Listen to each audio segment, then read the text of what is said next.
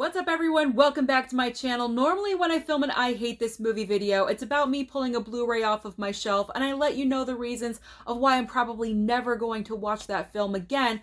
I've never talked about a movie that I've seen right out of the theater, but that all changes today because I'm talking about F9. Surprisingly enough, I am talking about F9. So if you have not seen it and you're gonna see it, you have plans to see it, stop this video right now because I am going to spoil this. I have no choice. I gotta talk about the ridiculousness. So come back to this once you have watched F9 and let me know your thoughts down below. Did you love it or did you hate it?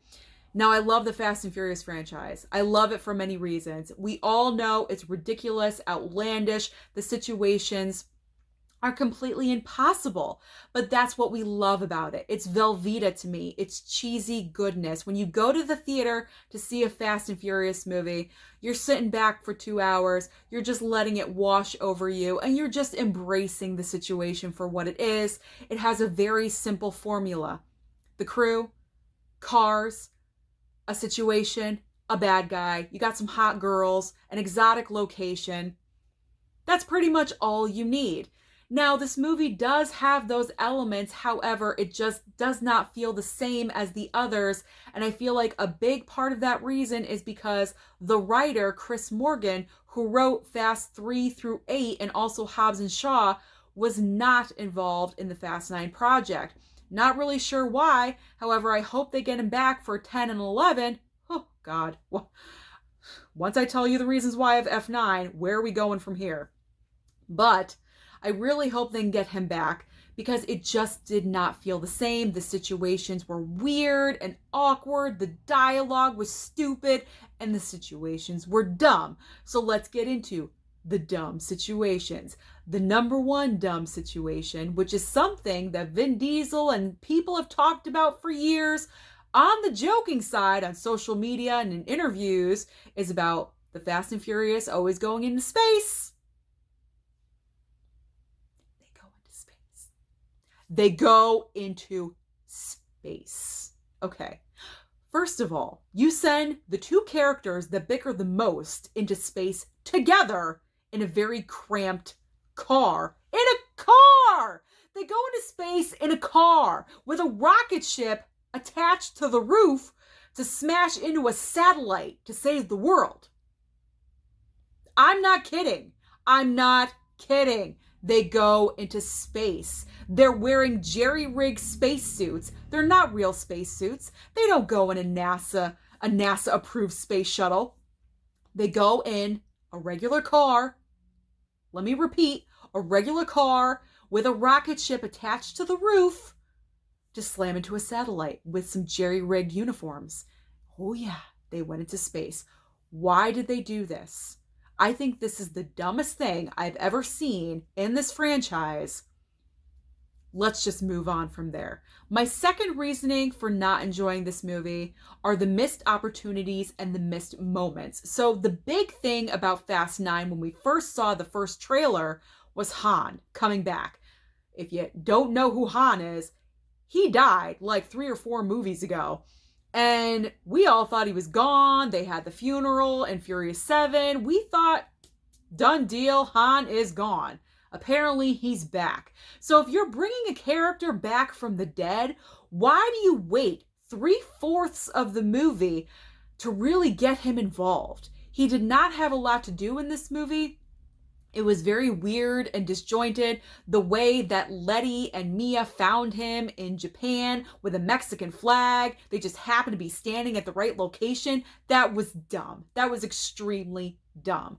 Another thing that bothered me was they did tie in the Tokyo Drift people, but for what reason? Because Han came back? No, because they were the dumbasses that created the rocket ship on top of the car for them to go into space. That's the sole reason. I don't know who wrote this. I did not bother to look up their names. However, if I was writing this script, I would have put the lead guy that was drag racing in Tokyo Drift, you know, the white boy with the country accent. I would have put him in the car beside Dom and have him driving with the rest of the crew. He did not drive one time in this entire movie. Why? What are we thinking? What's the purpose? He needs to be a part of the action because he was driving all over the place in Tokyo Drift. That's all he wanted to do. And then you just have him standing around with his two other buddies from Tokyo Drift. It made absolutely no sense to me. Missed opportunity. So then we have Helen Mirren. And I love Helen Mirren. She's classy and she brings entertainment to any scene that she's in. She's very elegant. I just love that about her. And I love that she's a part of this franchise because it's so unexpected. So we find her in London, of course, and she steals a necklace, and Dom happens to find her. Out of all the locations in London, just happens to come across her. So they get into a car together. She does some badass driving, a great sequence. That's one of the things I loved about this movie, and I wanted to see more of it from her, because why can't she be a part of the crew? Just because she's older doesn't mean she can't drive, because they just proved in this movie she can drive. So you should have recruited her to be a part of the crew, to be a driver. I would have loved to have seen her as a driver in the big sequence at the end. Oh, missed opportunity. Then you have Charlize Theron back as Cypher. I love Charlize. She's very devious in this part. She's so spot on with how evil she is, and she just wants to get revenge on Dom. If I was writing this movie, I would have had her partner up with Dom's brother Jacob, but instead we have this third-party character that we do not know, do not care about. 86 him, put in Cypher and Jacob together, and then have them turn on each other. That's what I would have done if I was writing this movie. But no, they kind of left Cypher off to the wayside just a little bit. She does have some scenes, but not as much as I would like, because you know I love Charlize. I just want to see more from her. Missed opportunity. As you guys can see, there was tons of missed opportunities and moments in this film.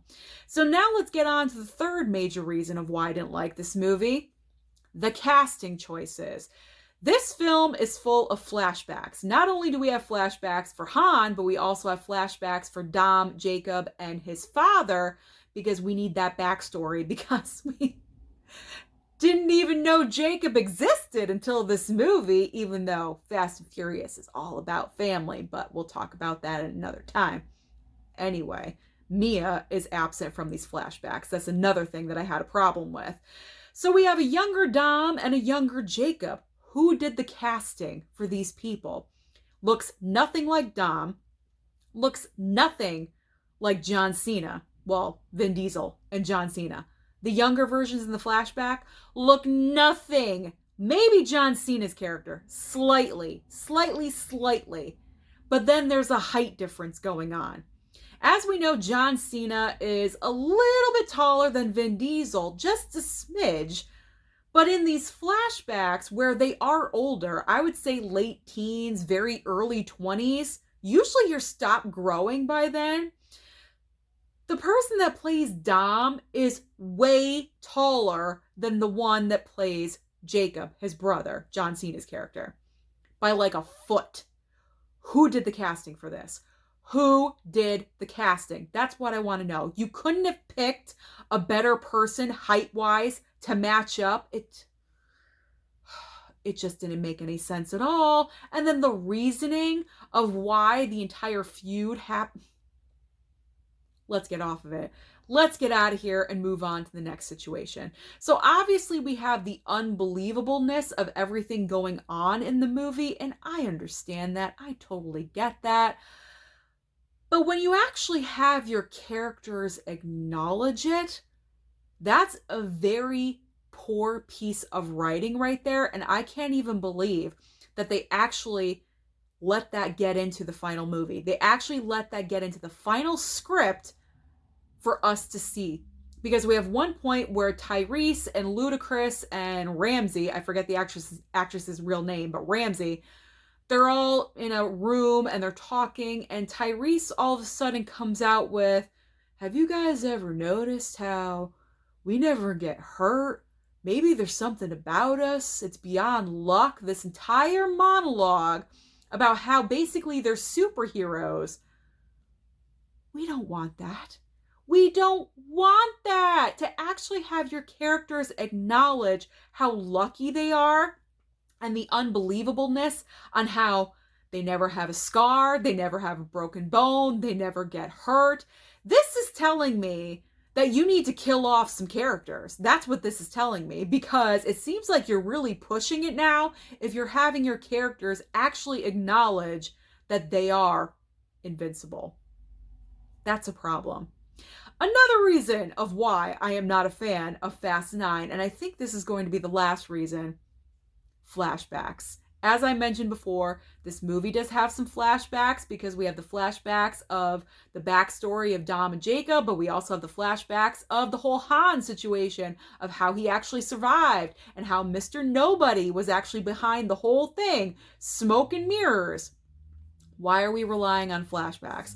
There was way too many flashbacks.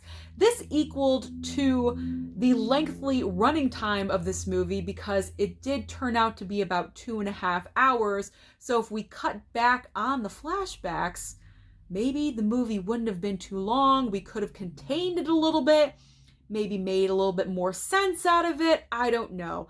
Other situations that kind of got on my nerves were when people were getting hurt.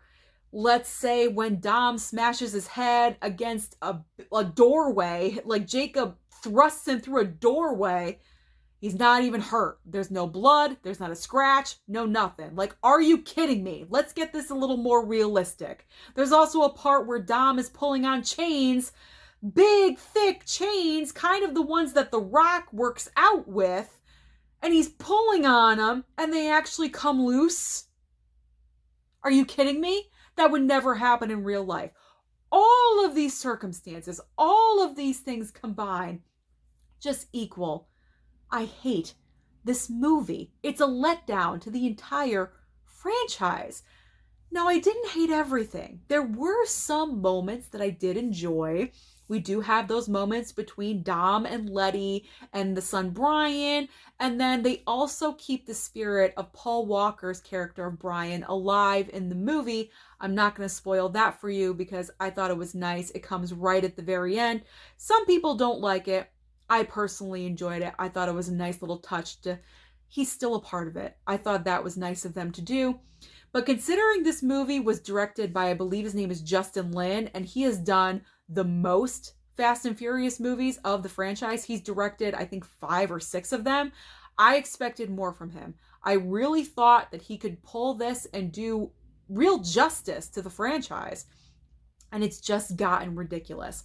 My hope for the future, for 10 and possibly 11, God, I hope we don't go to 11, Vin Diesel and The Rock need to bury whatever they have going on between the two of them, make amends, have The Rock come back, have Jason Statham's character come back in, then I will be happy. If we can get that for Fast 10, I would be so ecstatic because that certain formula, that chemistry that they have together, that's when the franchise really turned around and became something else, was when The Rock came in Fast 5.